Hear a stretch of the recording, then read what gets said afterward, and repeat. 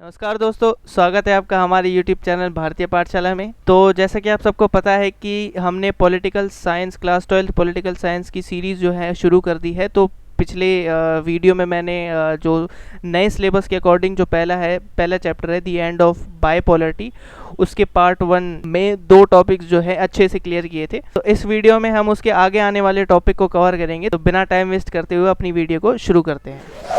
तो देखिए, हमारा जो अगला टॉपिक है वो हमारा ये टॉपिक है कि जो रीज़न है सोवियत यूनियन के डिसइंटीग्रेशन के, जो रीज़न है वो रीज़न क्या है। हमने पिछली वीडियो में पढ़ा था कि भाई सोवियत यूनियन जो है डिसइंटीग्रेट हो गया था और उसका क्या क्या सिस्टम था, क्या क्या चीज़ें थी, और थोड़ा सा हमने हल्का सा शॉर्ट में समझा था कि सोवियत यूनियन किस वजह से डिसइंटीग्रेट हुआ।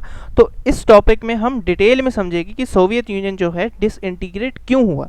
अब इसी सोवियत यूनियन को सेकंड वर्ल्ड कहा जाता था। जो ये सेकंड वर्ल्ड है, यूएस के बाद जो सबसे बड़ी पावर है सोवियत यूनियन, वो डिसइंटीग्रेट इतनी अचानक से हो गया। देखिए जब कार्ल मार्क्स ने कम्युनिज्म की विचारधारा, यानी जो कम्युनिज्म का कॉन्सेप्ट दिया था कार्ल मार्क्स और फ्रेडरिक एंगल ने, तो उसके बाद जो यूरोप है, यूरोप में एक तरीके से मतलब भय आ गया कि कम्युनिज्म का। तो ये डिबेट जो है वहाँ से शुरू हो जाती है कि कैपिटलिज्म और कम्युनिज्म, इस व्यवस्था में कौन सी व्यवस्था बेटर है। ठीक है, तो इसी कम्युनिस्ट व्यवस्था के आधार पर सोवियत यूनियन बना था। पिछली वीडियो में हमने देख लिया था। तो ये जो सोवियत यूनियन है ये 70 साल तक रहा, ये व्यवस्था 70 साल तक रही और डिसइंटीग्रेट हो गई।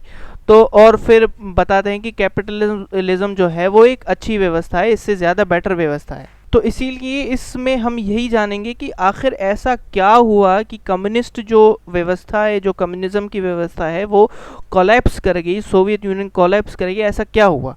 देखिए, जो सबसे पहला पॉइंट यही है कि जो इंटरनल वीकनेस है सोवियत पॉलिटिकल और इकोनॉमिक इंस्टीट्यूशंस में, सबसे बड़ी वजह, सबसे इम्पॉर्टेंट वजह यही थी कि जो इंटरनल वीकनेस वो जो पॉलिटिकल और इकोनॉमिक सिस्टम है, लोगों की एस्पिरेशन, लोगों की आकांक्षाओं पर खरी नहीं उतरी, लोगों की उम्मीदों पर खड़े नहीं उतरे। यही सबसे बड़ा कारण था कि सोवियत यूनियन जो है वो डिसइंटीग्रेट हो गया। देखिए, हम जब सोवियत यूनियन के शुरुआती दौर था तो इसमें कोई डाउट नहीं कि सोवियत यूनियन की पावर जो थी बहुत ज़्यादा थी, उसका इकोनॉमिक सिस्टम बहुत अच्छा था। शुरुआती में तो अच्छा ही लगता है, पॉलिटिकल सिस्टम भी अच्छा ही लगता है, तो ठीक ठाक था। इसीलिए सोवियत यूनियन में इतनी ज़्यादा कुछ प्रॉब्लम्स नहीं थी। लेकिन बाद में प्रॉब्लम्स क्रिएट हो गई इसी सिस्टम की वजह से, क्योंकि यही सिस्टम और ज़्यादा करप्ट हो गया, और ज़्यादा करप्ट हो गया, लोगों की उम्मीदों पे खड़ा नहीं उतरा। इसीलिए ये सिस्टम फिर से कोलैप्स कर गया। सोवियत यूनियन की जो इकोनॉमी है वो स्टैग्नेंट हो गई, एक तरीके से स्थिर हो गई कि सोवियत यूनियन की इकोनॉमी ना बढ़ रही है ना घट रही है। तो ये चीज़ भी ठीक नहीं है किसी की कंट्री के लिए। अब मिनरल रिसोर्सेज हैं, ये चीज़ें हैं, सोवियत यूनियन उसका गलत यूज़ करता था। अब सोवियत यूनियन अपनी इकोनॉमी के ज़्यादा से ज़्यादा पैसा जो है न्यूक्लियर और मिलिट्री अर्सेनल में यूज़ करता था। अब ये पैसा जो लोगों के लिए यूज़ करना चाहिए वो आप मिलिट्री में यूज़ कर रहे हो, तो जाहिर सी बात है कि इकोनॉमी की हालत ख़राब होगी। और दूसरा, करप्शन की वजह से, कि इतना ज़्यादा करप्शन था, इतना ज़्यादा ब्यूरोक्रेटिक माहौल था, जो पॉलिटिकल सिस्टम था इतना ज़्यादा ब्यूरोक्रेटिक और सेंट्रलाइज था कि लोगों को हर चीज़ में प्रॉब्लम होती थी, हर चीज़ में। अब इतना बड़ा यूएसएसआर है, हर फैसले रशिया में बैठ के, मॉस्को में बैठ के लिए जाते हैं, तो बाहर की, यानी कि जो ईस्टर्न यूरोपियन कंट्रीज़ हैं, वहाँ के लोगों के लिए भी प्रॉब्लम होती थी। अब इकोनॉमिक सिस्टम देखें तो इकोनॉमिक सिस्टम में भी सिस्टम कौन सा है, कम्युनिज्म का सिस्टम है, हर चीज़ गवर्नमेंट ऑन्ड है, प्राइवेट प्रॉपर्टी है नहीं। तो लोगों को मोटिवेशन भी नहीं मिलती कि वो काम कैसे करें। अब मान लीजिए कि एक फैक्ट्री है, फैक्ट्री गवर्नमेंट की है, लेकिन जो उसमें काम कर रहे हैं, कि उनको कैसे मोटिवेशन मिलेगी कि उस फैक्ट्री में वो क्या नाम से उस फैक्ट्री को अच्छा चलाए, या कोई कंपनी है उस कंपनी को अच्छा चलाए, उनको मोटिवेशन क्या मिलेगी। क्योंकि उनको सबको पता है कि भैया जो पैसे हैं वो पूरे के पूरे सरकार के पास चले जाएंगे, सरकार में करप्टेड लोग हैं, सारे पैसे हथिया लेंगे, मुझे थोड़े से पैसे दे देंगे। तो वो काम क्यों करे ना, उनको आज़ादी है, उनको गवर्नमेंट के हिसाब से काम करना है। वो कंपनी में कुछ चीज़ें करनी चाहती है, गवर्नमेंट उसकी परमिशन नहीं देगी, क्योंकि एट द एंड कंपनी वो गवर्नमेंट के अंडर है। तो इसीलिए उसको काम करने की मोटिवेशन भी नहीं मिलती, मोटिवेशन नहीं मिलती तो कंपनियां भी अच्छी तरीके से नहीं चलती। तो यही कारण है कि इकोनॉमी इतनी ज़्यादा बढ़ नहीं रही थी एज़ कम्पेयर टू वेस्ट, या जो यूएस है उसके मुकाबले इकोनॉमी बढ़ नहीं रही थी। पैसा जितना था वो पूरा मिलिट्री में, मिलिट्री हथियार ख़रीदने में, हथियार बनाने में, या फिर ये कहें कि सैटेलाइट्स बनाने में, इन चीज़ों में ज़्यादा खर्च हो रहा था, इसके बजाय कि वो अपनी इकोनॉमी को सुधारें, अपनी टेक्नोलॉजी को सुधारें, बिज़नेस को आगे बढ़ाएं। इन चीज़ों में पैसा खर्च नहीं हो रहा था। और 70 सालों से एक ही पार्टी जो है कम्युनिस्ट पार्टी रूल कर रही है। 70 सालों से एक ही पार्टी यूज़ करिए, तो लोग एक तरीके से ऊब भी चुके थे कि एक ही पार्टी को देखें। अब वेस्ट में क्या है कि इलेक्शंस होते हैं, गवर्नमेंट काम नहीं करती, तो लोग क्या है गवर्नमेंट को हटा देते हैं। तो ये चीज़ें जो यूएसएसआर के लोग हैं देखते हैं। अब उनके मन में ये होता है कि भैया 70 साल से एक ही गवर्नमेंट है, अब एक ही पार्टी है, उसी एक ही पार्टी का जो है सेक्रेटरी बनता है, यूएसएसआर का प्रेसिडेंट बनता है, और जब तक वो मरता नहीं है तब तक वो अपनी पद पे बना रहता है, चेंज नहीं होता।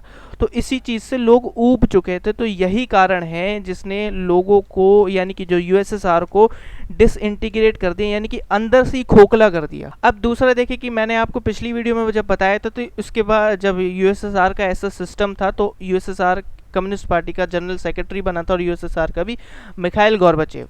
तो देखिए गोर्बाचेव ने 2 पॉलिसीज़ लाई और थोड़ा सा यूएसएसआर की इकोनॉमी को खोला और पॉलिटिकल सिस्टम को हल्का सा नॉर्मलाइज कर दिया। लोगों के लिए जो इतनी सारी रिस्ट्रिक्शन थी उसको थोड़ा सा कम कर दिया, ताकि लोग क्या हैं, खुश हों। अब इसके बावजूद भी यूएसएसआर डिसइंटीग्रेट हुआ, ये एक बड़ा सवाल है। देखिए क्यों हुआ। अब देखिए जो एक यूएसएसआर में तबका था जो ये मानता था कि जो गोर्बाचेव के रिफॉर्म्स हैं, ठीक है, वो बहुत ही ज़्यादा स्लो हैं, इसीलिए वो उससे हैप्पी नहीं थे। वो चाहते थे कि गोर्बाचेव जो काम कर रहे हैं, जो गोर्बाचेव की पॉलिसीज़ है वो बहुत ज़्यादा स्लो है, वो बहुत ज़्यादा आराम से काम कर रही है, जो लोगों की एस्पिरेशंस को फुलफ़िल नहीं कर रही।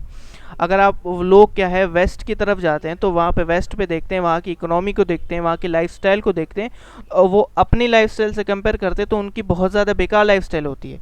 इसीलिए लोग खुश नहीं थे। गोर्बाचेव जो रिफॉर्म्स कर रहे हैं वो ठीक नहीं है। उनको लगता था कि गोर्बाचेव अपनी पॉलिसीज़ है उनको खुद को चला नहीं पा रहे। और दूसरा ये भी था कि जो एक यूएसएसआर के अंदर ही, यानी कम्युनिस्ट पार्टी के अंदर ही एक और ऐसा सेक्शन था जो गोर्बाचेव के रिफॉर्म से खुश नहीं था।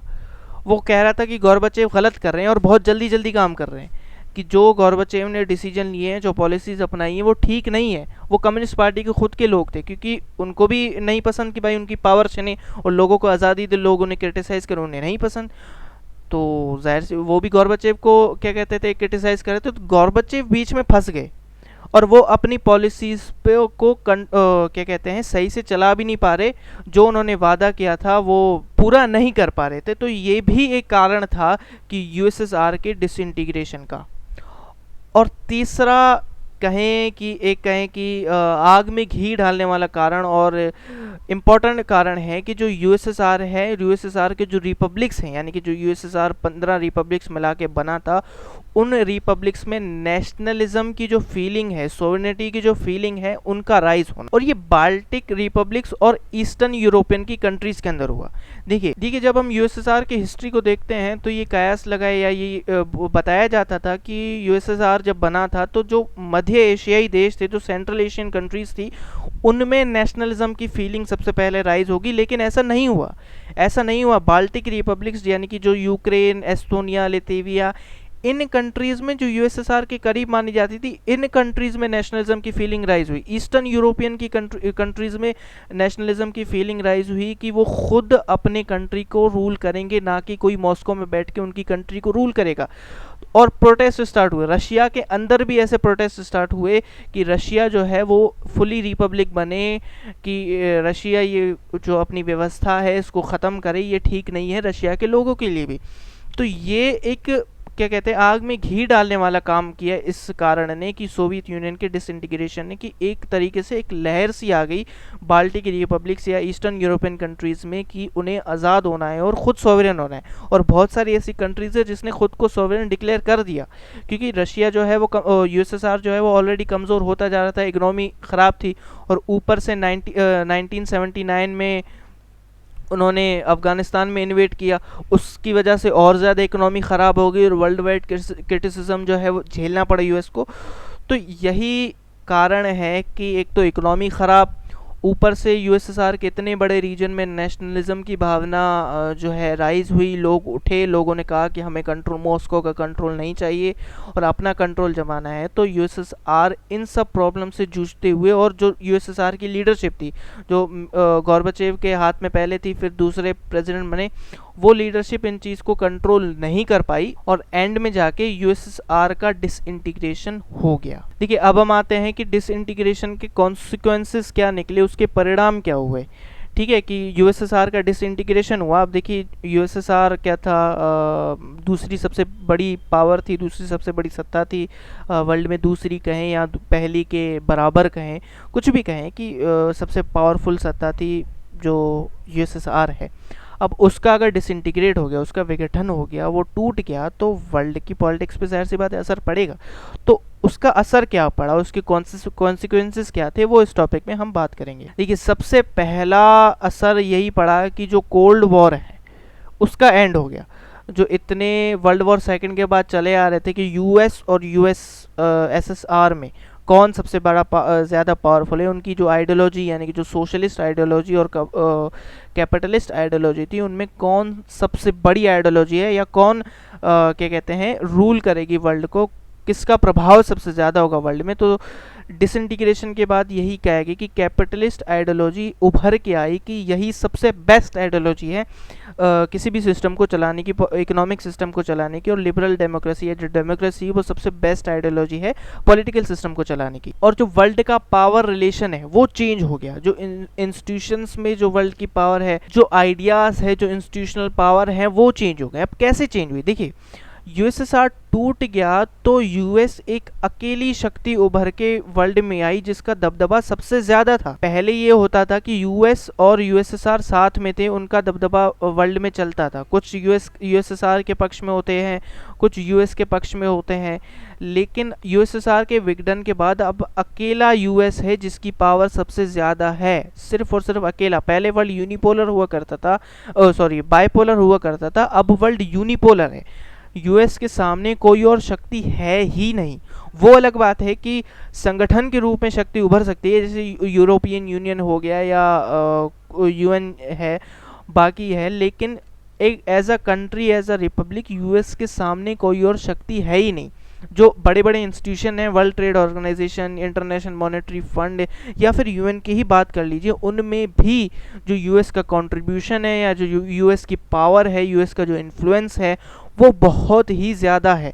अब यूएस में जितने भी इन्वेंशंस होते हैं, जितने भी यूएस के आइडियाज़ हैं, वो वर्ल्ड वाइडली बहुत ज़्यादा इन्फ्लुएंस करते हैं लोगों को। आप खुद ही देख लीजिए कि Hollywood film industry world wide कितनी ज़्यादा इन्फ्लुएंस करती है बाकी फिल्म इंडस्ट्रीज़ को, या बाकी कंट्रीज़ में जो जो फिल्म इंडस्ट्रीज़ हैं। यही चीज़ देखिए यूएस को और ज़्यादा पावरफुल बनाती है। और यूएस जो है वो अकेला सुपर पावर डिसइंटीग्रेशन के बाद उभर कर आया। जो कैपिटलिस्ट इकोनॉमी है वो इंटरनेशनली जो डोमिनेट कर रही है, कैपिटलिस्ट इकोनॉमिक सिस्टम इंटरनेशनली हर किसी को डोमिनेट करेगा। अब तीसरा कॉन्सिक्वेंसेस ये होगा कि जो सोवियत जब टूटा तो सोवियत ब्लॉक की जो कंट्रीज थी वो एक स्वतंत्र रूप से उभर कर आई, इंडिपेंडेंट रूप से वो सामने आई। जो नई नई कंट्रीज बनी जिसने अपना भविष्य खुद चुना, उनकी खुद की आकांक्षाएं थी, उनके खुद के सपने थे जो वो खुद पूरे करना चाहते थे, ना कि कोई सोवियत या मॉस्को में बैठ के कोई ब्यूरोक्रेट या फैसला लेगा कि